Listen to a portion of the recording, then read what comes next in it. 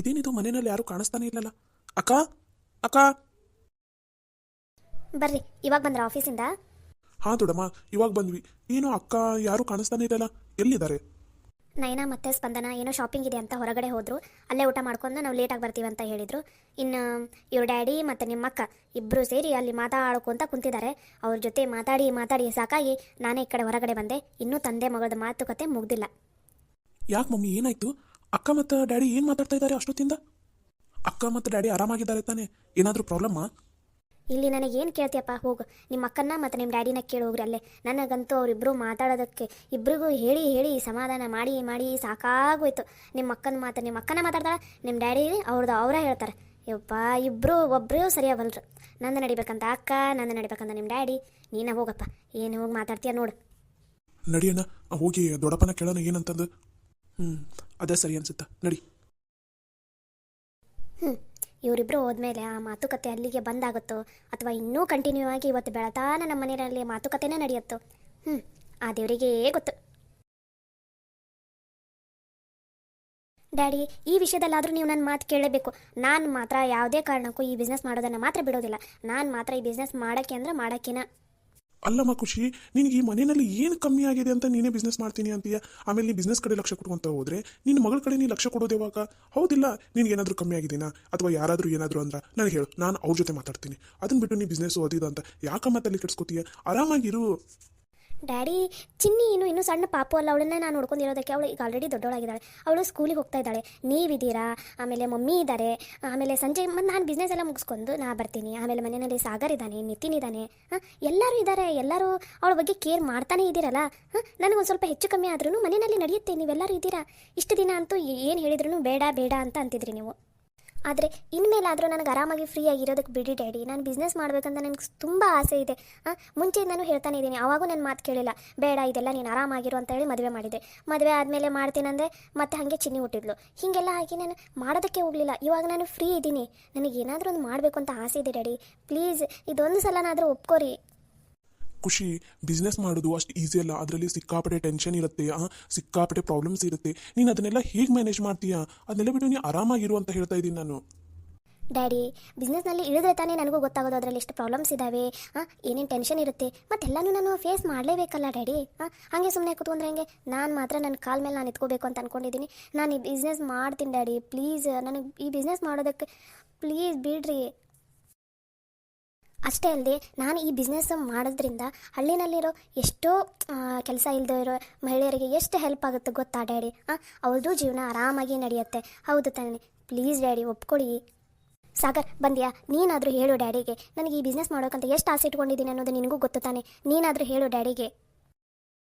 Daddy, ಅಕ್ಕ ಹೇಳ್ತಾ ಇರೋದು ಸರಿಯಾಗಿದೆ.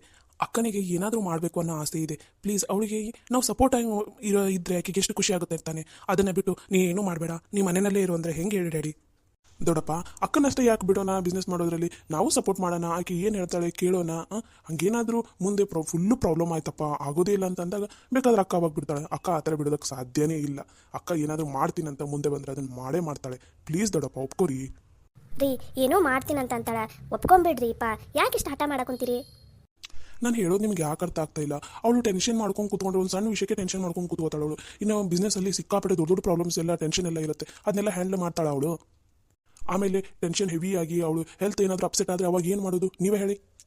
ಡ್ಯಾಡಿ, ಹಾಗೆ ಏನೂ ಆಗೋದಿಲ್ಲ. ಅಕ್ಕ ಒಬ್ಬಳೇ ಇರ್ತಾಳೆ ಬಿಸ್ನೆಸ್ಸಲ್ಲಿ, ನಾವು ಎಲ್ಲರೂ ಸಪೋರ್ಟ್ ಮಾಡ್ತಾ ಇರ್ತಿರ್ತಾನೆ. ಅಕ್ಕನಿಗೆ ಏನಾದರೂ ಟೆನ್ಷನ್ ಬಂದರೆ ನಮ್ಮ ಹತ್ರ ಶೇರ್ ಮಾಡ್ಕೋತಾಳೆ. ಅವಾಗ ನಾವು ಏನಾದರೂ ಸೊಲ್ಯೂಷನ್ ಕೊಡೋಣ ಅಷ್ಟೇ.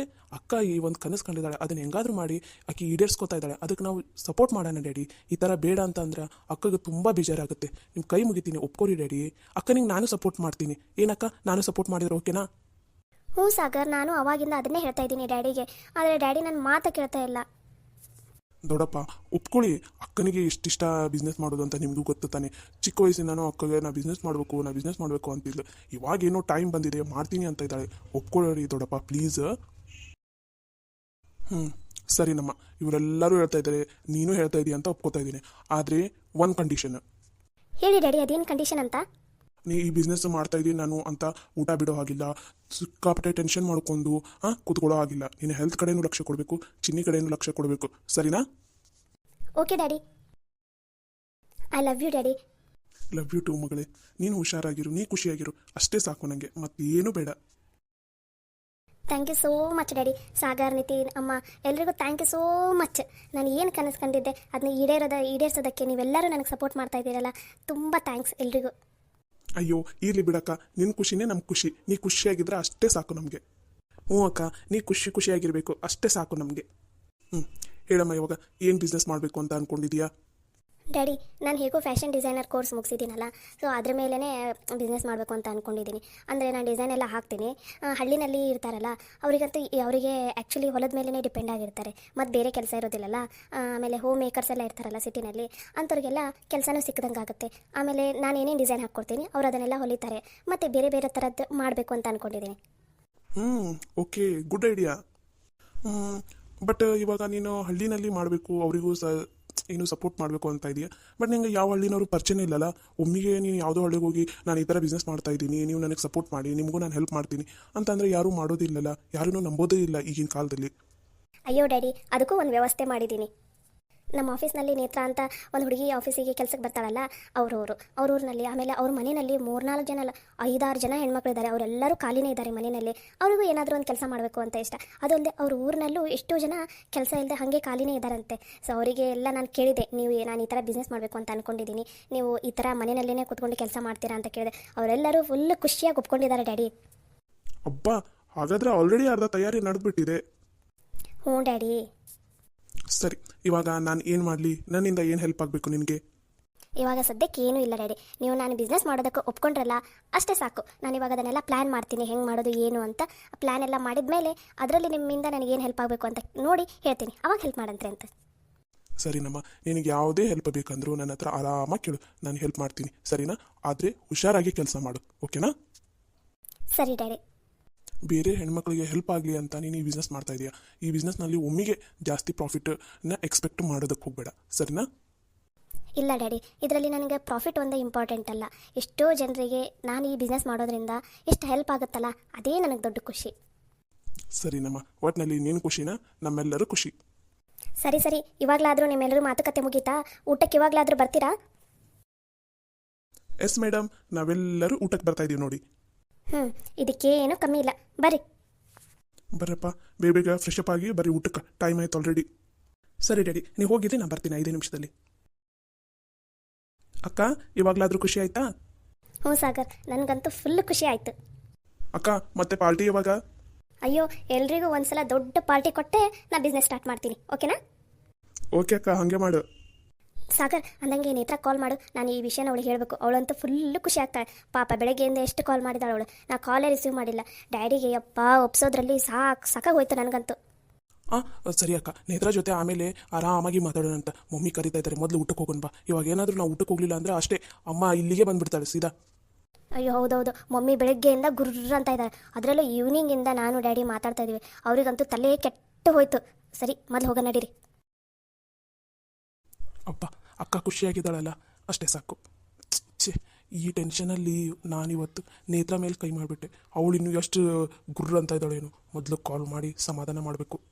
ಮೊದಲು ಹೋಗಿ ಮೇಡಮ್ನವರಿಗೆ ಕಾಲ್ ಮಾಡೋಣ.